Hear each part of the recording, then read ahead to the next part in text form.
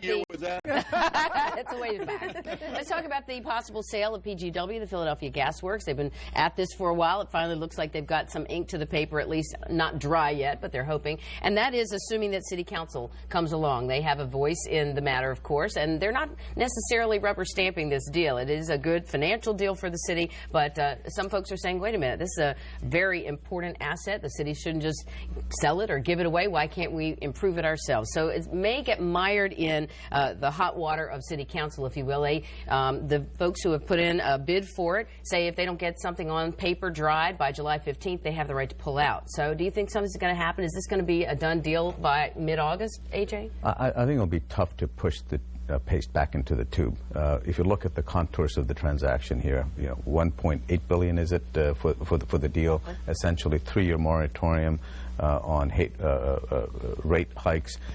It provides more freedom for this private company to have new lines of businesses, subsidiaries, to create more income for the city, create more lines of businesses, to exploit the Marcellus Shale opportunities that PGW can do. There are safeguards I just learned today within the PUC that protect at least the seniors and others.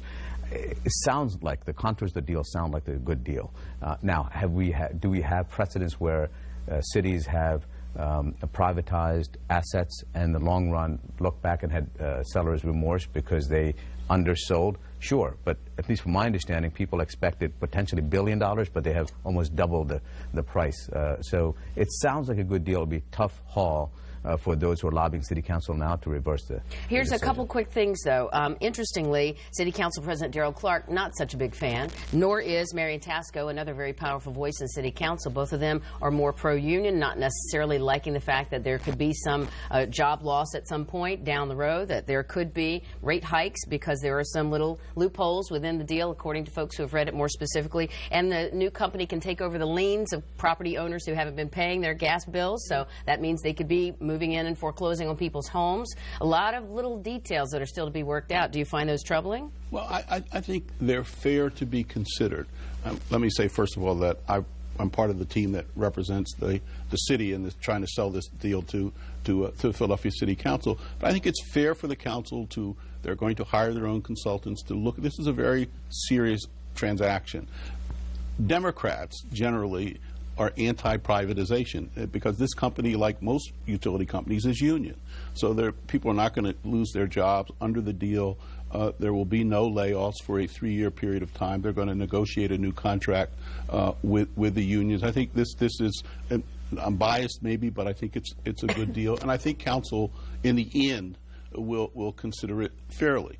And I think that's all that, and I think that the company has a responsibility, which they have assumed and have begun the process, to come and to convince people that they want to be invested in Philadelphia. They're going to participate in Philadelphia. They're going to have a corporate headquarters here, and I think most importantly, they're going to get 500,000 new customers, which is probably 40%, will be 40% of their customer base. Philadelphia has to be important to them, and they become a part of the energy movement in Philadelphia. It is the largest big city utility that's still owned by the city in the country. But you have to do a 2-track education, Pierre, particularly the mayor, and one, educating and lobbying and convincing members of City Council to take this deal, that you don't want politics to muck this up because the city does not have the cash to really do the things infrastructurally to take care of PGW, but also to the public.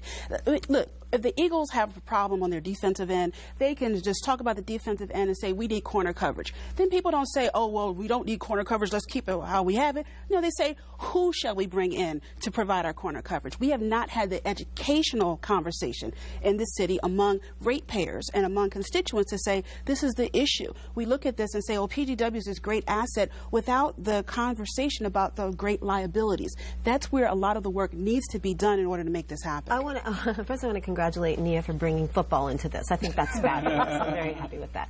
But I agree with what both George and Nia and AJ are saying. This is something I think, although Democrats are usually against privatization, I think this is a win-win situation for the city, for the unions as well. The job loss will come through attrition, perhaps, through not rehiring when there are vacancies. But the problem is we have pensions that cannot be paid. They're underfunded. The sale of PGW will bring in about 400 Million. I mean, $400 million to bolster that. So it seems as if people who are criticizing it are actually arguing against their own self-interest. And let's speak about the city Hole, budget. though. It's a $5 billion hole. Right, So it's not going to fill the it's hole. a teardrop in a rainstorm. Of course. But you will. At least it's more than we had. And the trades unions will make some more money, and as far as putting people to work, and that's a wonderful thing. But again, it gets to be the education component, because most people are look at PGW as, I have to pay X, Y, and Z. If a private company comes in, they don't have the same sensitivities of the city. It's a constant conversation. A lot of people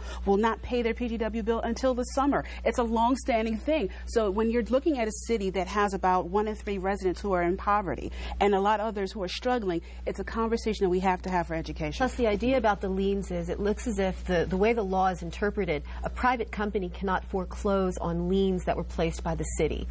So I don't think that that's really a concern. What's also important to note, and I think AJ's right, is the $400 to $600 million that could go into the pension fund doesn't dramatically reduce the overall pension liability, but it does, because of the money it will save the city in its budget, replace the $18 million that PGW pays annually to the city of Philadelphia, and it probably is a higher number than that $18 million. And speaking of which, let's talk about the city budget, because Mayor Nutter did address council